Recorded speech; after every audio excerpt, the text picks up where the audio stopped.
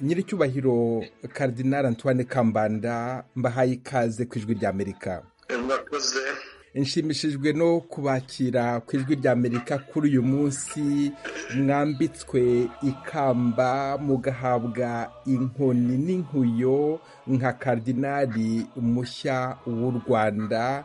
Ubu butumwa bushya mwabwakiriye mute? Nabwakiranye ibyishimo. Ni inshingano nshya mpawe kuko Kiliziya y'u Rwanda yinjiye mu mateka. Hari intambwe iteye mu rwego rwo gukura nyuma y'imyaka 120 ivanjiri imaze igeze iwacu. Mubaye umwe mu bakardinali 28 b'Afurika. Ni intera ikomeye cyane kuri Kiliziya Gatolika mu iterambere ryayo ku mugabane. Ijambo ry'Imana ryafasha rite abakristu mu kwiteza imbere? Afurika ni umugabane w'isi ufite abakristu bagenda biyongera. Ni Kiliziya iri mu gukura. Dushimishwa nuko iri mu kugenda ishinga imizi. Tubona abapadiri, tubona abiyeguriye Imana, tubona za Kiliziya. Ni Kiliziya iri mu kubyiruka, kandi tukaba dufite abantu bakunda Imana,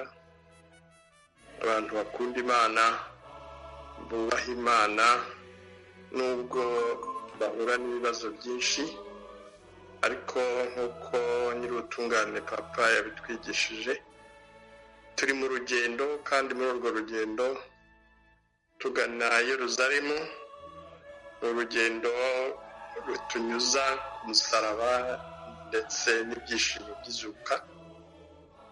Ni ukuvuga rero ngo mu Afurika ihura n'ibibazo byinshi by'intambara, by'ubukene, by'inzara, ariko muri urwo rugendo Nyagasani Imana turi kumwe, kandi tumwizere, twe guteshuka ngo tuve mu nzira ze, ahubwo tumukurikire, niwe uzatugeza ku mukiro. Kiliziya y'u Rwanda ndetse na leta y'u Rwanda ntabwo byakunze kuvuga rumwe, cyane cyane nyuma ya jenoside yabaye mu Rwanda.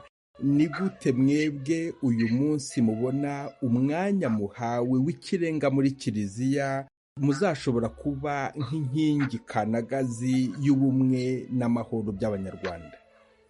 Ikigaragara ni uko twese tuba tugamije ikintu cya kubaka umuryango w'Abanyarwanda, icyakubaka ubuvandimwe n'ubumwe bw'Abanyarwanda, icyabafasha kwiteza imbere no kugira ubuzima bwiza bukwiye umuntu, umukiro Imana twifuriza.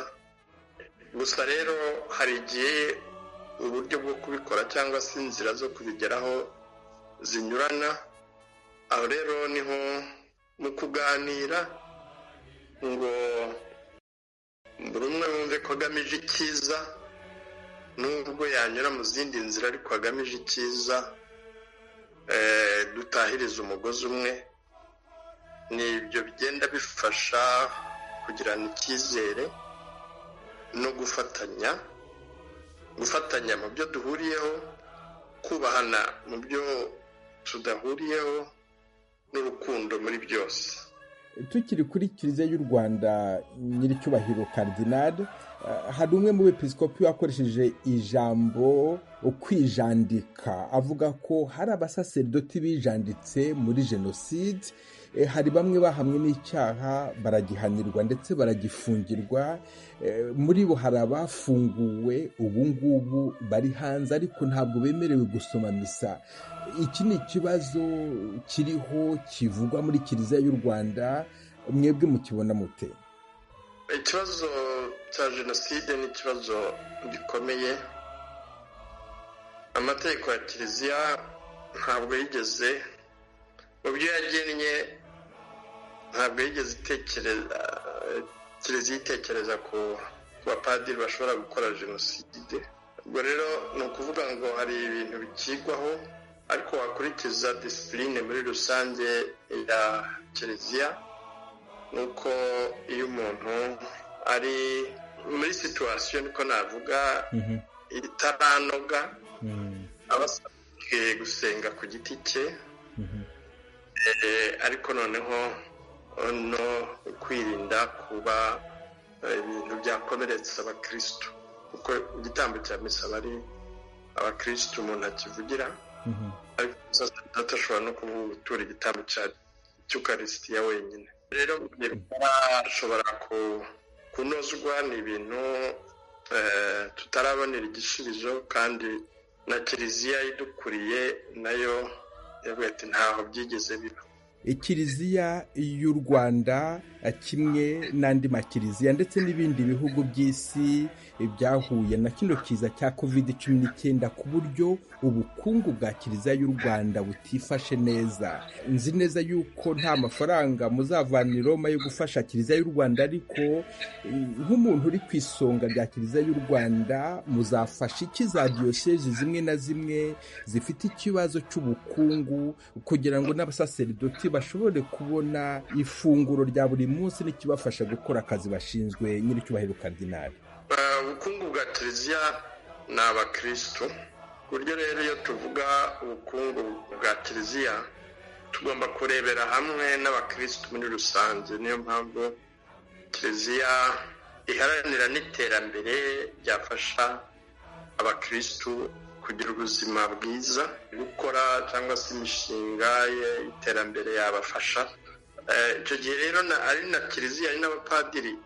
naho ubundi mu gihe abantu bakennye bashonje, nanone ntabwo wavuga ngo urareba padiri gusa, kuko nawe niyo hari icyo abonye agisangira n'aba bakirisitu b'abakene. ni muri rusange rero tunafatanya ndetse na leta mu kuzamura imibereho y'abantu, kuko uko abakirisitu bagira ubushobozi ni nako na kiliziya nayo igenda ishobora gukora neza kurushaho. ni ikibazo rero turebera hamwe, cyane cyane ko ubu ngubu nyine imfashanyo ziba hanze zagabanutse cyane, kandi n'uwadufasha hari na benshi baba bavuga bati umushinga dufite ni n'umushinga wafasha abaturage muri rusange. Igihe mwatorerwaga kuba umushumba wa diyosezi ya Kibungo, mwafashe intego igira iti bose bagira ubuzima kandi ubuzima busagambye. Inyuma mwabaye arikepiskopi wa Kigali, none mubaye kardinali. mbese intego yanyu izakomeza kuba iriya cyangwa se muzahindura? intego yanjye ni imwe, niyo ikomeza. ni ukuvuga ngo bose bagira ubuzima kandi ubuzima busagambye. ni Ivanjiri ya Yohani umutwe wa 10 umurongo wa 10. Yezu Kristo agira ati nazanywe no kugira ngo bose bagire ubuzima kandi ubuzima busagambye. ubuzima busagambye ni ubuzima bwa roho, ariko roho itura mu mubiri, ni n'ubuzima bw'umubiri. ubuzima bw'imibanire, iyo umuntu ari nyamwigendaho cyangwa se iyo umuntu abantu baryana mu muryango wacitsemo ibice, bakekerana amarozi, ubwo nta buzima buba burimo. ni ubuzima aho umuntu cyane cyane abato bahabwa amahirwe yo kwiga n'impano bafite zigatezwa imbere kandi zikagirira akamaro abantu. ni ubuzima bw'imitekerereze itekanye, umuntu yishimye adahungabanye cyangwa se ngo ari umuntu w'igikange wahahamutse.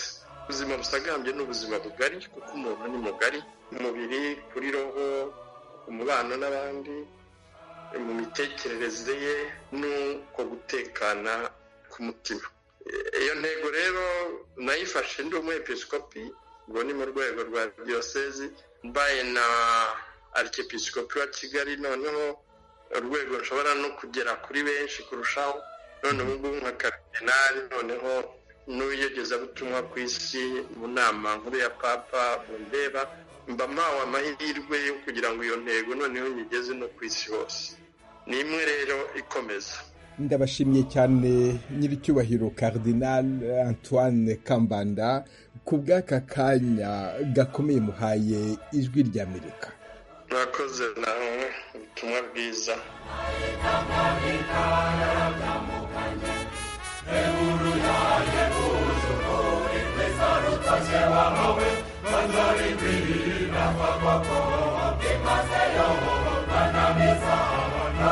Imana